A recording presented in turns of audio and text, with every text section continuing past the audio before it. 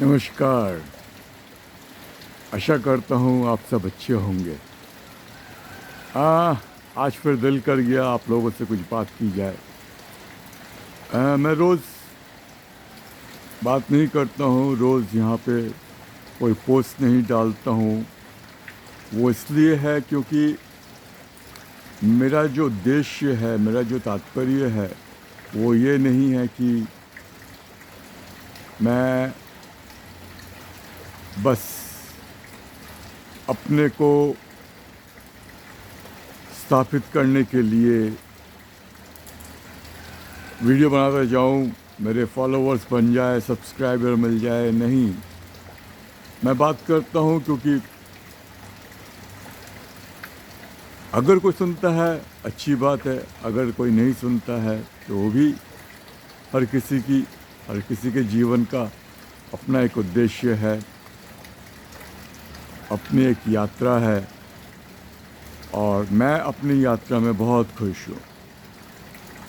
तो मेरे बातों से अगर किसी को थोड़ी बहुत भी मदद मिलती है, बहुत अच्छी बात है, बहुत अच्छी बात है।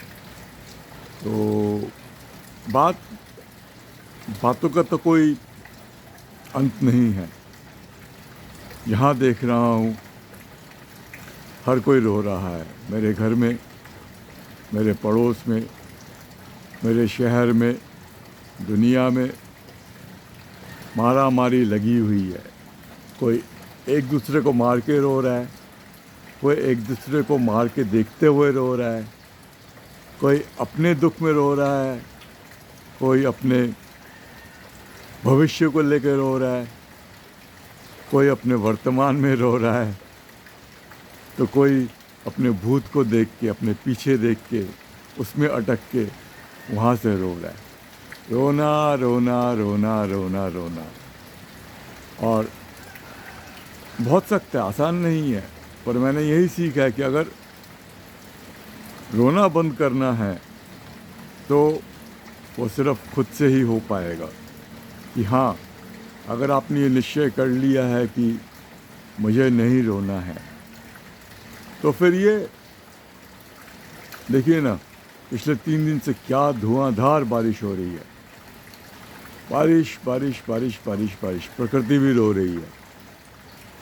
तो किसी भी बात को लेके, कहीं भी, कैसे भी आप चाहें तो बस रो सकते हैं। रोना है इसलिए रोना है, वरना देखिए मुश्किलें रहेंगी, तकलीफ़ें रहेंगी, लड़ना पड़ेगा, लिमिटेशंस यानी कि सख्ती रहेगी, कमी रहेगी, पर उसी में से रास्ता निकाल के अगर आप आगे बढ़ने की कोशिश करते रहें तो फिर कुछ हो सकता है, वरना तो असंभव है। और जीवन बड़ी मज़े की बात है। ये बात बहुत देर से समझ में आती है, किसी किसी को बहुत जल्दी भी समझ में आती है कि जीवन को जीने से ही जीवन के पार जाया जा सकता है। अब जीने का तात्पर्य क्या है, बस इसी को समझना शायद जीवन का उद्देश्य है। आपने रुपया पैसा कमा लिया, आपने यश कमा लिया, आपने बहुत संपत्ति अर्जित कर ली, आपने बहुत बड़ा एक ओहदा, एक स्थान प्राप्त कर लिया समाज में, अच्छी बात है। उसके साथ अगर आपके अंदर वो पूर्णता आ जाए, उसके साथ अगर आपके अंदर एक तटस्थता यानी कि एक किस्म का ठहराव आ जाए, तो बल्ले बल्ले, फिर आप A+ में आ गए हैं। 4 कैटेगरी है ना, आप बहुत अमीर और रिसोर्सफुल, यानी कि आपके पास हर किस्म के ज़रूरत की, आवश्यकता के पदार्थ आपके आसपास है, आपके पास हस्ती है, आपके पास पद है, प्रतिष्ठा है, साथ में आपके अंदर भी एक किस्म का प्रफुल्ल रहने का एक मैकेनिज़्म, एक यंत्र आपके अंदर काम कर रहा है जो आपको विचलित नहीं होने देता है, और आप आराम से दिनचर्या में हर पल में तटस्थ हैं। एक किस्म की खुशी आपके अंदर हर टाइम छलकती है, हर समय छलकती है। वो तो A+ वाली बात हो गई।